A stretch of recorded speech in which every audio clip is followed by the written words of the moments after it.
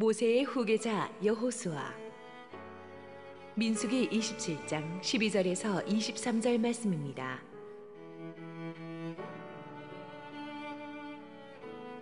여호와께서 모세에게 이르시되 너는 이 아바림 산에 올라가서 내가 이스라엘 자손에게 준 땅을 바라보라. 본 후에는 내 형 아론이 돌아간 것 같이 너도 조상에게로 돌아가리니 이는 신광야에서 회중이 분쟁할 때에 너희가 내 명령을 거역하고 그 물가에서 내 거룩함을 그들의 목전에 나타내지 아니하였음이니라. 이 물은 신광야 가데스의 무리바 물이니라. 모세가 여호와께 여짜와 이르되 여호와 모든 육체의 생명의 하나님이시여 원하건대 한 사람을 이 회중 위에 세워서 그로 그들 앞에 출입하며 그들을 인도하여 출입하게 하사 여호와의 회중이 목자 없는 양과 같이 되지 않게 하옵소서. 여호와께서 모세에게 이르시되 눈의 아들 여호수아는 그 안에 영이 머무는 자니 너는 데려다가 그에게 안수하고 그를 제사장 엘르아살과 온 회중 앞에 세우고 그들의 목전에서 그에게 위탁하여 내 존귀를 그에게 돌려 이스라엘 자손의 온 회중을 그에게 복종하게 하라. 그는 제사장 엘르아살 앞에 설 것이요 엘르아살은 그를 위하여 우림의 판결로서 여호와 앞에 물을 것이며 그와 온 이스라엘 자손 곧 온 회중은 엘르아살의 말을 따라 나가며 들어올 것이니라. 모세가 여호와께서 자기에게 명령하신 대로 하여 여호수아를 데려다가 제사장 엘르아살과 온 회중 앞에 세우고 그에게 안수하여 위탁하되 여호와께서 모세에게 명령하신 대로 하였더라. 우리 함께 기도하시고 하나님 말씀 보겠습니다. 우리 주님 은혜 감사합니다. 세상이 지치고 상하게 만든 우리의 심령 속에 주님의 생명의 말씀을 주시옵소서. 부족한 종은 감추시고 오직 우리 주님만 영광 받으시옵소서. 예수님 이름으로 기도했습니다. 아멘. 세상의 어느 조직이든 기업이든 나라 정권이든 교회든 그 조직의 지도자가 바뀌는 일은 굉장히 예민하고 중요한 일입니다. 어떤 지도자가 바뀌는가에 따라서 침체되었던 조직이 살아나기도 하고 잘 나가던 조직이 나락으로 떨어지기도 합니다. 그래서 이 문제는 항상 모두의 초미의 관심사가 되죠. 교회는 세상의 조직과 다릅니다. 예수 그리스도께서 친히 교회 머리가 되셔서 교회를 다스리시기 때문에 교회 지도자는 예수님의 영이 충만한 사람이어야만 합니다. 항상 주님과 동행하며 주님의 음성을 듣고 주님 말씀대로 순종하는 지도자가 서야 돼요. 40년 광야 생활을 끝내고 약속의 땅 진입을 눈앞에 둔 시점에서 이스라엘의 지도자가 바뀝니다. 오늘 그 과정을 통해서 진짜 하나님이 세팅하시는 성령 충만한 리더십의 그 변환 과정은 어떤 것인지를 우리가 배우게 될 것입니다. 12절 읽습니다. 여호와께서 모세에게 이르시되 너는 이 아비람 산에 올라가서 내가 이스라엘 자손에게 준 땅을 바라보라. 약속의 땅 진입을 코앞에 둔 채로 하나님께서는 지난 40년 동안 온갖 시련 속에서도 이스라엘을 잘 이끌어 오신 지도자 모세를 내리시기로 작정하셨습니다. 그래서 마지막으로 모세를 아바림 산에 오르게 하셨어요.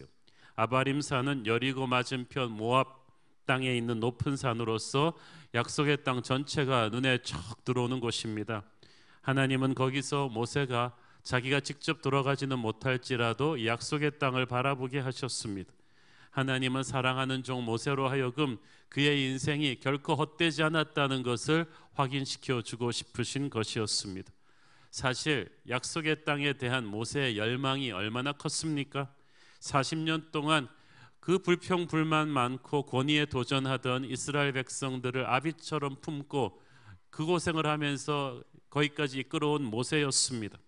마침내 아바림산 꼭대기에 올라가서 꿈에도 그리던 약속의 땅을 눈앞에 보았을 때 모세의 마음에는 감격이 솟구쳤을 것입니다. 이제 이 백성이 마침내 저 축복의 땅으로 들어가게 된다는 사실에 너무나 감격스러웠을 것입니다. 13절 읽습니다.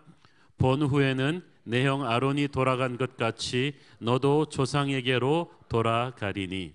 하나님께서는 모세를 지도자의 자리에서 내리시면서 바로 하늘나라로 데려가실 계획이셨습니다.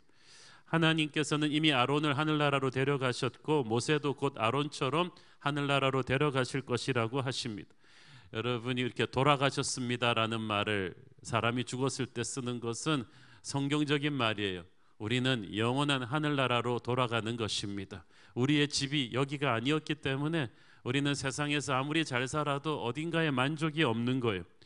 하나님께서는 사랑하는 종 모세에게 이제 영혼을 향한 확신을 주고 계십니다. 하나님의 사람에게 있어서 죽음은 끔찍한 경험이 아닙니다. 죽음을 이기고 부활하신 예수님의 능력으로 부활해서 우리는 진짜 사는 것처럼 하늘나라에서 살게 될 것입니다.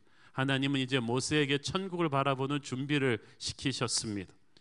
이 빌리 그레함 목사님이 최근에 돌아가셨는데 1918년생이시니까 100세를 사셨어요. 근데 이분이 돌아가시기 한 10여 년 전부터 자신의 죽음을 예비하는 말씀을 많이 하셨습니다. 육성 테이프로 녹음이 되어 있는데 그런 말씀이 있었어요. 여러분이 만약에 빌리 그레함이 죽었다는 이야기를 들으면 믿지 마십시오. 그때 나는 그 어느 때보다도 더 뜨겁게 살아있을 것입니다. 저 영원한 천국에서 나는 우리 주님의 옆에서 부활해서 살아있을 것입니다. 나는 한 번도 이 땅을 내 집으로 생각해 본 적이 없습니다. 나는 항상 나그네 인생을 살았고 여러분이 내가 죽었다는 이야기를 듣는 그 순간에 우리 주님의 옆에서 빛난 영광의 형체로 살아있을 것입니다. 죽음이 두렵지 않습니다. 우리도 그런 부활신앙을 가져야겠습니다. 요한복음 14장 1절 3절 너희는 마음에 근심하지 말라. 하나님을 믿으니 또 나를 믿으라. 내 아버지 집에 거할 곳이 많도다. 그렇지 않으면 너희에게 일렀으리라. 내가 너희를 위하여 거처를 예비하러 가노니 가서 너희를 위하여 거처를 예비하면 내가 다시 와서 너희를 내게로 영접하여 나 있는 곳에 너희도 있게 하리라. 우리가 이 부활신앙을 붙들고 살아야 될 줄로 믿습니다. 하나님은 우리에게 직분을 주셔서 어느 기간 동안에 하나님의 일을 하게 하십니다. 그런데 모세와 아론의 경우는 처음부터 이 지도자의 임기가 정해져 있지 않았습니다.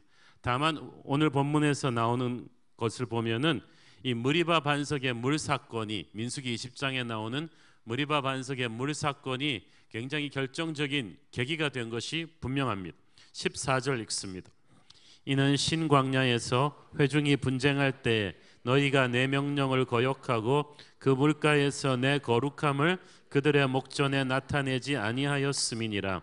이 물은 신광야 가데스의 무리바 물이니라. 가데스의 무리바 물 사건은 모세의 리더십의 수명을 결정할 정도로 중요한 사건이었습니다. 이미 우리는 오래전에 이 사건을 다룬 바 있지만 다시 한번 복습하겠습니다. 광야 생활 40년째, 그러니까 광야 생활이 거의 끝나갈 무렵에 일어났던 이 일은 배경이 이렇습니다. 원래 이스라엘 백성들의 광야 생활은 40년까지 갈 필요가 없었어요. 출애굽한 지 2년 만에 그들은 쫙 와서 이 약속의 땅 코앞인 경계선인 가데스에 진을 쳤습니다. 문제는 거기서 이제 약속의 땅을 살펴볼 정탐꾼을 들여보낸 건데 돌아온 정탐꾼 중에서 10명이 약속의 땅을 악평하는 부정적인 리포트를 했었죠. 그랬더니 그 말에 선동돼서 이스라엘 백성들이 애굽으로 돌아가자고, 우리는 약속의 땅에 못 들어갈 거라고 통곡하고 원망하며 모세의 권위에 대들었습니다. 그때 하나님께서 진노하셔서 이스라엘 백성을 다시 약속의 땅이 아닌 광야로 유턴시키셨어요. 그래서 광야에서 38년 동안 뺑뺑 돌면서 헤매다가 불평불만했던 출애굽 1세대가 다 죽게 하셨습니다. 여호수아 갈렙 빼고 다 죽었습니다. 그렇게 해서 40년째 되던 해에 다시 태어난 출애굽 2세대를 데리고 모세는 그 가데스로 다시 돌아온 거예요. 그런데 이 가데스에서 또 일이 터졌어요. 가데스에는 원래 물이 있어야 되는데 오아시스 지역이라 물이 없었던 거예요. 그랬더니 백성들이 또 불평과 원망을 막 쏟아 놓았어요. 자기들 부모 세대가 불평과 원망으로 죽었는데 똑같은 불평과 원망을 쏟아 놓은 것입니다. 이때 모세가 하나님께 기도해서 하나님이 무리바에서 물이 터져서, 반석에서 물이 터져서 그들의 목마름을 해갈시켜 주셨습니다. 문제가 잘 수습된 것 같았지만 하나님에게 있어서 문제는 그때부터 시작이었습니다. 민수기 20장 12절, 여호와께서 모세와 아론에게 이르시되 너희가 나를 믿지 아니하고 이스라엘 자손의 목전에서 내 거룩함을 나타내지 아니한 고로 너희는 이 회중을 내가 그들에게 준 땅으로 인도하여 드리지 못하리라 하시니라. 평생 약속의 땅만 꿈꾸며 살아온 모세에게 청천벽력 같은 말씀이었어요. 도대체 모세가 이 무리바 반석의 물 사건에서 무엇을 그렇게 잘못한 것입니까? 우리가 오래전에 이 설교할 때 배우셨죠? 모세의 첫 번째 문제는 절제되지 못한 분노였습니다. 원래 하나님께서는 반석에게 명령만 해서 물이 솟구치게 하라고 하셨는데 모세는 그 정도가 아니라 이스라엘 백성들을 향해서 너희 반역한 무리들아 하고 사납게 말하면서 막 지팡이로 반석을 두들겨 버렸어요. 그것은 모세가 쌓이고 쌓인 분노가 폭발한 것입니다. 출애굽 1세대, 2세대에 걸쳐서 이 불평불만만 하는 백성들에게 모세는 참고 참았던 분노를 터뜨린 거예요. 특히 출애굽 2세대, 이 새파란 젊은 세대가 전설의 지도자 모세의 권위를 못 믿고 대드는 것을 보면서 자기 아직 살아있다는 그런 군기를 잡으면서 분노를 폭발시켰습니다. 그래서 무의식적으로 하나님의 거룩함이 아니라 자신의 힘을 휘두른 거죠. 백성을 사랑해서 물을 주려는 하나님의 거룩을 훼손시켰습니다. 우리는 물만 나오면 되지 않았냐고 생각할 수가 있지만 그게 그렇지 않습니다. 하나님의 일을 하나님의 마음으로, 하나님의 방법으로 해야지 자기 감정으로 화를 내면서 하면 안 돼요. 그것은 하나님의 거룩을 훼손시키는 것입니다. 모세가 두 번째 잘못한 것은 모세의 분노 뒤에 불신이 있었어요. 민수기 20장 12절에 보면 하나님께서 모세에게 네가 나를 믿지 못해서 이렇게 과격하게 분노를 폭발시켰다고 되어 있습니다. 모세가 하나님을 믿지 못했다는 건 무슨 말입니까? 계속 불평불만만 하면서 우리는 약속의 땅에 못 들어갈 거라고 하는 이 세대들과 40년을 살면서 모세도 흔들리기 시작해서 진짜 약속의 땅에 들어갈 수 있긴 있나? 게다가 이 가데스가 어떤 곳입니까?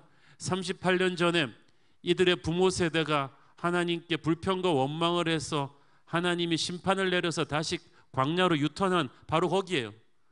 그런데 거기서 이 자녀 세대가 똑같은 불평과 원망을 쏟아놓고 있으니까 모세는 두려워졌을 것입니다. 다시 하나님께서 진노하셔서 이 백성을 광야로 돌려보내면 어떡하지? 우리는 계속 광야에서만 맴돌아야 되는 것인가? 약속의 땅은 구경도 못하는 거 아닌 것인가 하는 두려움과 조급증이 모세의 가슴에서 일어났어요. 하나님이 그 마음이 섭섭하셨던 거예요. 모세야, 네가 어찌 나를 믿지 못했느냐? 그래서 이 분노와 불신이 폭발하면서 모세가 하나님의 명령을 거역하는, 하나님은 말만 하라 그러셨는데 지팡이로 두들기는 그런 과격한 불순종으로 이어진 것입니다. 그것으로 인해 하나님은 모세 아론이 약속의 땅에 들어갈 수 없을 것이다 라고 그들의 임기를 결정해 버리셨어요. 여러분, 하나님의 지도자가 얼마나 무거운 책임감을 갖고 있는지 이 사건이 보여주지 않습니까? 우리가 생각하기에는 좀 하나님 너무하시지 않나 싶습니다. 모세가 40년 동안 잘했는데 이 실수 하나로 어떻게 이렇게 이제 너는 그만 자리에서 내려와라고 하실 수 있는가? 그러나 하나님은 우리가 알지 못하던 리더십의 판단 기준이 있으십니다. 하나님은 우리보다 모세를 더 아시고 모세를 더 사랑하십니다.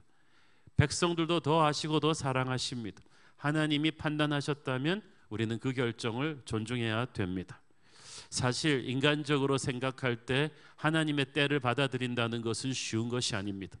특히 하나님이 무대 위에 올릴 때는 신나지만 무대에서 내려오라고 하실 때는 아직 더 할 수 있는데 내려오라고 하실 때는 참 섭섭하기가 쉬워요.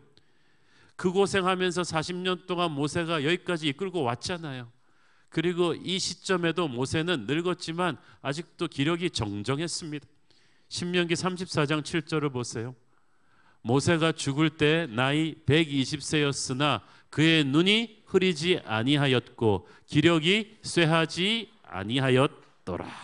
모세는 아직도 충분히 일할 수 있었습니다. 자기도 그러고 싶었을 거예요. 그 힘든 광야 생활을 오직 약속의 땅 하나만 바라보고 왔는데 이 약속의 땅 코앞에서 이제 자기 보고 그만하라니까 모세가 섭섭하지 않았겠습니까? 여러분, 하나님의 생각은 우리의 생각과 다르십니다. 중요한 건 우리 모두에게 하나님이 허락하시는 역사의 때가 있습니다. 그 시간이 다 차면 내려와야 됩니다. 하나님이 내려오라고 하시는데 더 이상 버티는 건 추한 거예요. 하나님이 내게 주신 배역, 내게 주신 파트가 있어요. 그것을 신실하게 충성을 다하면 됩니다. 하나님이 모세를 미워해서 그런 거 아닙니다. 하나님은 모세를 사랑하셨습니다. 그를 지극히 크게 사용하셨습니다. 신명기 34장 10절 12절 그 후에 이스라엘에 모세와 같은 선지자가 일어나지 못하였나니 모세는 여호와께서 대면하여 아시던 자요 여호와께서 그를 애굽 땅에 보내사 바로와 그의 모든 신하와 그의 온 땅의 모든 이적과 기사와 모든 큰 권능과 위엄을 행하게 하심에 온 이스라엘의 목전에서 그것을 행한 자이더라. 모세를 통해서 우리는 하나님께서 쓰시는 지도자의 특징을 보죠. 하나는 늘 하나님과 대면하는 사람, 하나님과 교제하는 사람이고 또 하나는 그를 통해 하나님의 놀라운 일이 많이 일어난다는 사실입니다. 하나님의 지도자는 그런 사람입니다. 그런데 그런 놀라운 하나님의 사람도 하나님의 때가 되니까 무대에서 내리세요. 그런데 그 내려오는 과정을 통해서도 하나님은 영광 받으십니다. 가을 낙엽이 그토록 장관인 것은 나뭇잎이 떨어질 때도 아름답다는 것을 우리에게 말해주는 것입니다. 사실 모세의 인생 거기서 끝내기에는 아까울 수도 있죠. 그러나 아깝기로 치면 예수님의 인생만큼 아깝겠습니까? 예수님이 정말 33년만 살고 가시기에는 너무 아까우신 분 아니에요? 예수님이 오래 살았더라면 얼마나 많은 일을 하셨겠어요? 모세가 비하겠습니까? 다윗이 비하겠습니까? 그러나 하나님은 예수님을 딱 33년만 이 땅에 있다 가게 하셨습니다. 그것도 세계 선교도 아니고 팔레스타인에만 있다 가게 하셨어요. 그러나 그것으로 충분하셨습니다. 여러분도 충분합니다. 하나님의 사람이 시간은 길이로 재는 것이 아니라 그 깊이로 밀도로 재는 것입니다. 단 하루를 산다 해도 하나님이 주신 사명을 100% 다하고 가면 그것이 축복된 인생인 것을 믿습니다. 모세는 그것을 알았기 때문에 하나님이 모세의 은퇴 시점을 알려주셨을 때 섭섭해하거나 따지지 않았습니다. 오히려 이제 자신이 없는 이스라엘 민족의 미래를 준비하기 시작했습니다. 15절 17절 모세가 여호와께 여짜와 이르되 여호와 모든 육체의 생명의 하나님이시여 원하건대 한 사람을 이 회중 위에 세워서 그로 그들 앞에 출입하며 그들을 인도하여 출입하게 하사 여호와의 회중이 목자 없는 양과 같이 되지 않게 하옵소서. 자, 모세는 자기의 후계자를 세워달라고 하나님께 기도합니다. 여러분, 좋은 지도자는 기도의 응답이에요. 그냥 공짜로 하늘에서 떨어지는 거 아닙니다. 하나님의 사람을 받기 위해서는 기도하셔야 돼요. 간절히 기도하셔야 돼요. 수년 전에 저는 담임 목사님 청빙하는 문제로 많은 어려움을 겪고 있는 한 이름 있는 교포교회 청빙위원회 그 상담을 해드린 적이 있습니다. 그런데 이분들과 대화하면서 제가 좀 뭔가 이상한 걸 느꼈어요. 그들은 기도한다고 했지만은 인간적인 준비가 기도보다 훨씬 앞서 있는 것을 느낄 수가 있었습니다. 약간의 지나친 자만감도 느낄 수 있었어요. 자기들 교회가 건물도 있고 사람도 있고 유명한 교회니까 국내외 가장 유명한 목사님들을 후보 리스트에 쫙 올려놓고 이미 들어온 신청서가 많으니까 골라 잡을 수 있다는 식으로 이야기하고 있었습니다. 제가 그래서 말했습니다. 여러분이 겸손하게 결사적으로 기도하지 않으면 이 교회는 당분간 담임 목사님 구하기 어려울 것입니다. 하나님은 기도하는 하나님의 백성들에게 하나님의 종을 보내주시지 기도하지 않고 이렇게 신청서만 내는 사람들 중엔 좋은 종은 없습니다. 기도하십시오. 결국 그 교회는 정말 몇 년이 지나도록 담임 목사 구하는 문제로 진통을 겪었습니다. 여러분, 겸손히 기도하지 않으면 하나님의 지도자를 하나님이 보내주시질 않아요. 좋은 영적인 지도자는 믿음의 공동체의 흥망성쇠를 좌우합니다. 17절에 모세가 말한 대로 하나님의 백성이 목자 없는 양과 같이 되면요, 얼마나 연약해지고 혼돈에 빠지고 죄악의 함정에 빠지는지 모릅니다. 좋은 목자는 하나님의 백성들이 겸손히 기도해서 선물로 받는 것입니다. 여기서 모세가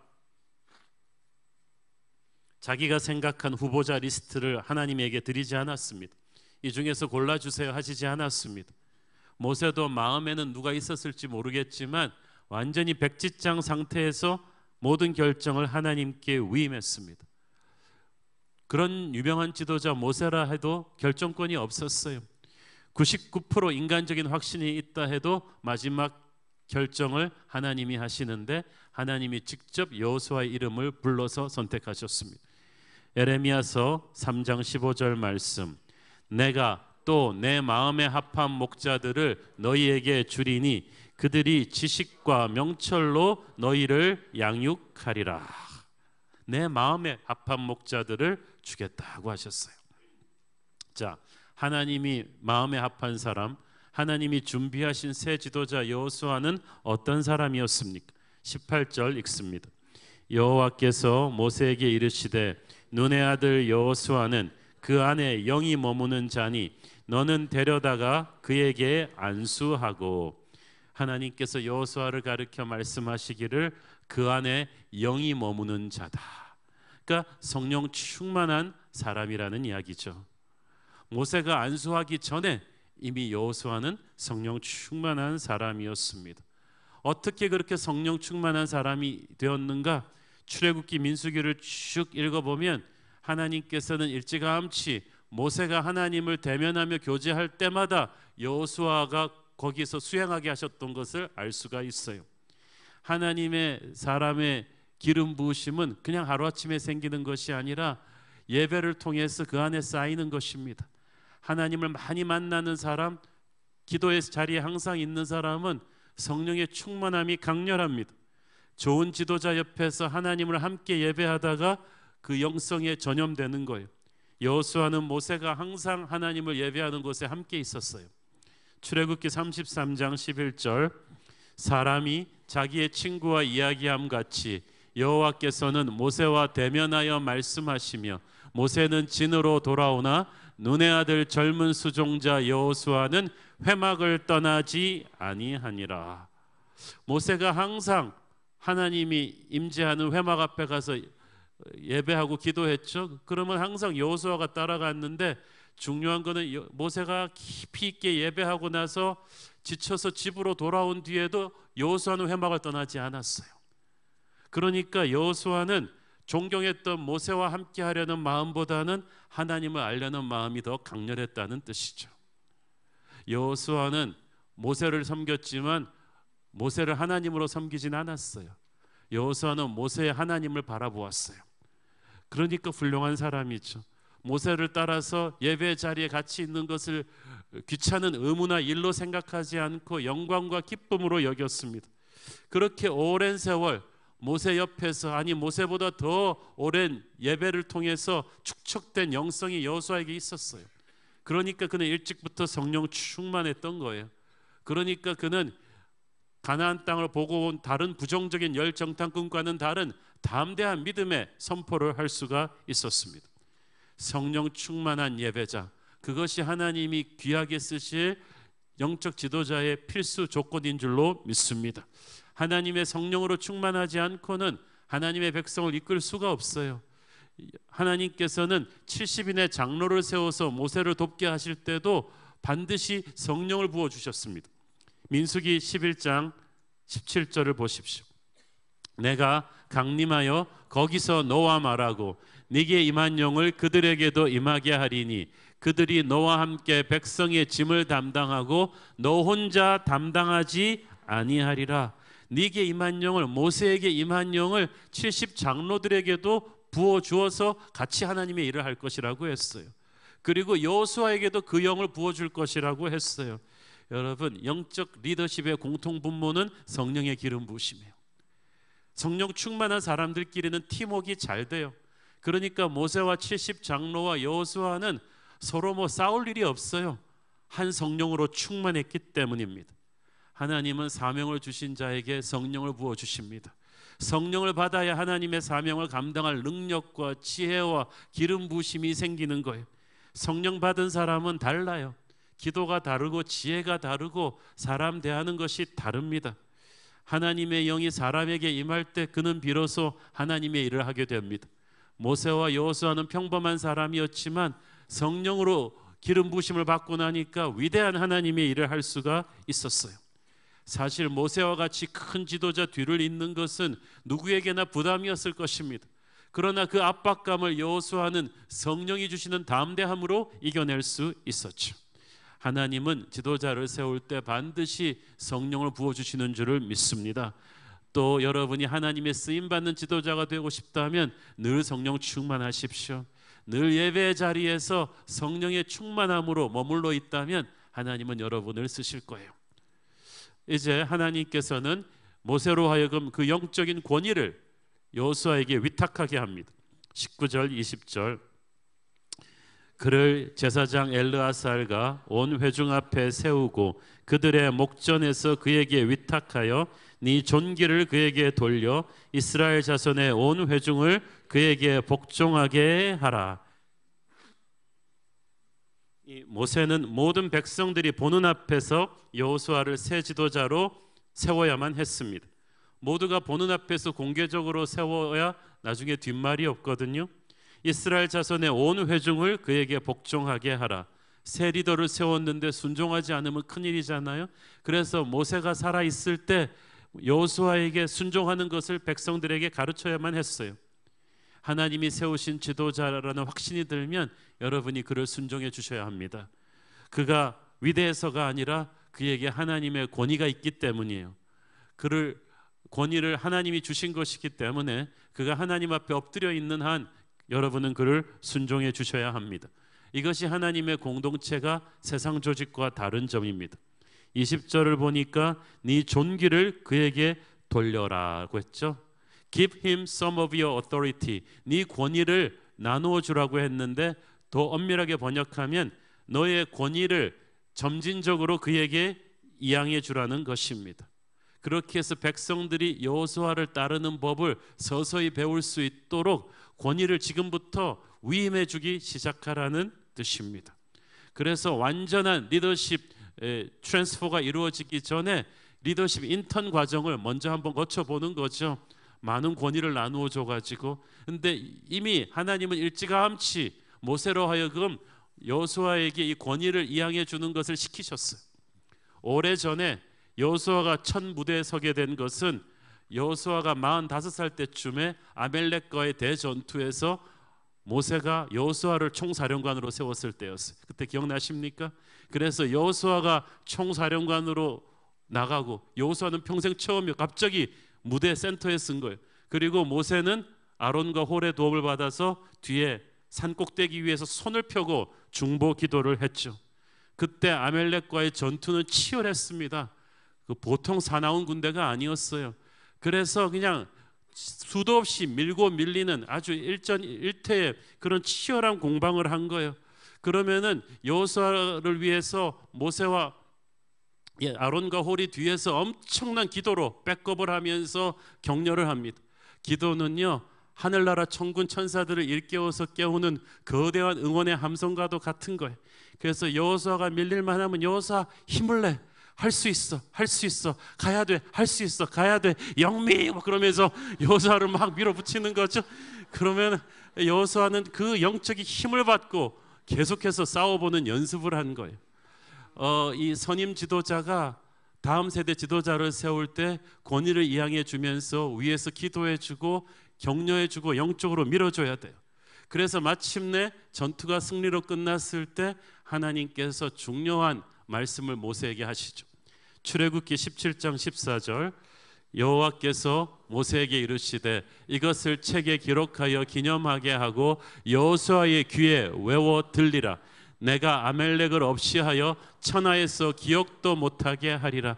하나님께서 전투에서 승리하고 돌아오는 여호수아에게 이 전투를 어떻게 이겼는지를 알려주라 그랬어. 이것은 기도로 이긴 것이다. 왜냐하면 여호수아는 이제 모세의 먼 훗날 후계자가 될 것이기 때문에 하루아침에 그냥 후계자가 되어서는 안 되고 영적 전투의 경험이 있어야 되고 기도의 힘으로 이겼다는 것을 여호수아가 알아야만 했어요. 그래서 이제 약속의 땅에 들어가서 치르게 되는 유사한 모든 전쟁을 이런 식으로 해야 된다는 것을, 기도의 힘으로, 하나님의 힘으로 싸워서 이겨야 된다는 것을 여호수아는 그때 연습한 거예요. 그래서 일찌감치 모세를 통해서 이 권위를 위임받아서 싸우고 지휘하는 훈련을, 기도로 이기는 훈련을 여호수아는 받았던 것입니다. 그렇게 만들어진 사람 여호수아에게 이제 모세가 안수합니다. 21절, 그는 제사장 엘르아살 앞에 설 것이요 엘르아살은 그를 위하여 우림의 판결로서 여호와 앞에 물을 것이며 그와 온 이스라엘 자손 곧 온 회중은 엘르아살의 말을 따라 나가며 들어올 것이니라. 자, 여호수아도 하나님과 교제하는 사람이었지만 하나님이 제사장 엘르아살을 또 옆에다 붙이십니다. 그래서 여호수아도 인간적으로 미스할 때가 있을 것이니 큰 결정을 할 때는 반드시 하나님의 뜻을 묻는 제사장을 옆에 둬가지고 여호수아의 리더십을 보완하게끔 하나님이 붙여주신 거예요. 그것은 여호수아에게 너의 위에 있는 권위는 하나님이라는 것을 항상 인식하기 위함이었습니다. 자, 그렇게 안수를 했는데 여러분, 안수는 그냥 요식행위가 아닙니다. 그날 모세가 여호수아에게 안수했을 때 신명기에 보면 놀라운 일이 일어납니다.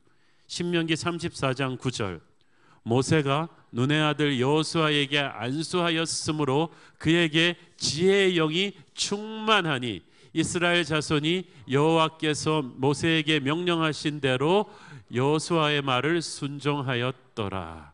자, 영어 성경에 보니까 He was filled with the spirit of wisdom because Moses laid his hands on him.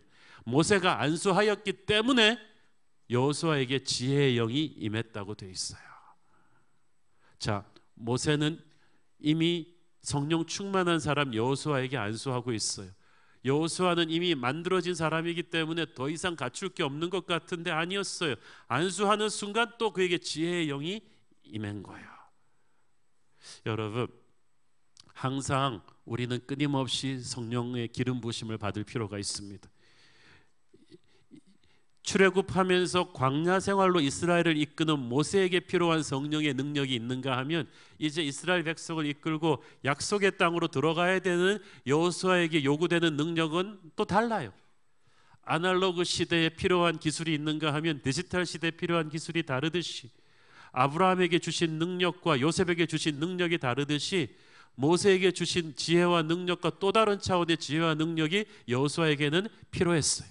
모세의 기도를 디딤돌로 해서 가지만 거기서 업그레이드된 새로운 성령의 능력, 지혜의 능력을 받아야 했던 것입니다. 여러분, 그렇기 때문에 안심할 수가 없어요. 어제의 은혜로 오늘의 도전을 이길 수는 없어요. 항상 기도해서 새로운 시대를 향한 하나님의 새로운 능력을 붓는, 기름 부음 받는 여러분이 되기를 바랍니다. 하나님의 성령의 사람 모세가 성령의 사람 여호수아에게 안수하니까 모세에게 임했던 권위가 그대로 옮겨져 갔어요. 백성들 그 누구도 토를 달지 않았어요. 왜냐하면 하나님의 방법으로 하나님의 사람이 그 다음 후계자를 세웠기 때문입니다. 하나님의 방법으로 이 리더십을 인계하면요, 아무 잡음이 없어요. 하나님의 기름 부으심이 계속해서 대를 이어서 계속될 것입니다. 한국 교회는 오늘보다 미래가 더 걱정이라고들 합니다. 걱정만 하지 말고 다음 세대, 차세대 영적 지도자들을 위해서 우리가 기도하며 준비해야 될 것입니다. 우리가 항상 다음 세대를 위해서 안수하고 축복하며 기도해야 합니다. 우리 부모님들 자녀들의 머리를 쥐어박지 말고 그 머리에 손을 얹고 축복하며 기도하기를 쉬지 말아야 합니다. 우리 순장님들 순원들을 모두 미래의 순장 후보로 놓고 축복하고 기도하며 준비해야 됩니다. 우리 주일학교 선생님들 모든 학생들을 끌어안고 다음 세대 교회 영성을 책임질 이 땅의 여호수아들을 배출한다고 생각하고 성령 충만하도록 이 아이들이 어릴 때부터 기도해 줘야만 합니다. 제가 그 얘기를 들었는데 1934년 노스캐롤라이나의 그 아주 시골 어떤 그 창고에서 일단의 그 노스캐롤라이나의 평신도들이 우리 마을에서 정말 다음 세대 전 세계로 복음을 전할 수 있는 사람이 태어나게 해달라고 뜨겁게 기도했대요. 그런데 그 기도 모임을 주도한 분의 아들이 그때 15살 된 키가 큰 그냥 아무 생각 없는 티네이저였다가 그때 하나님께 자기를 헌신했습니다. 그 15살의 소년이 바로 빌리 그레함입니다. 그리고 그 빌리 그레함은 그 사람들의 기도대로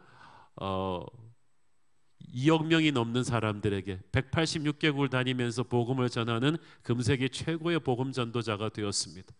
아무도 주목하지 않는 미국의 워싱턴도 아니고 LA도 아니고 뉴욕도 아니고 그 깡초 노스캐롤라이나의 그 농장에서 기도했던 그 사람들의 기도를 하나님이 들으셔서 그런 놀라운 일을 할 수 있다면 우리라고 못하겠습니까?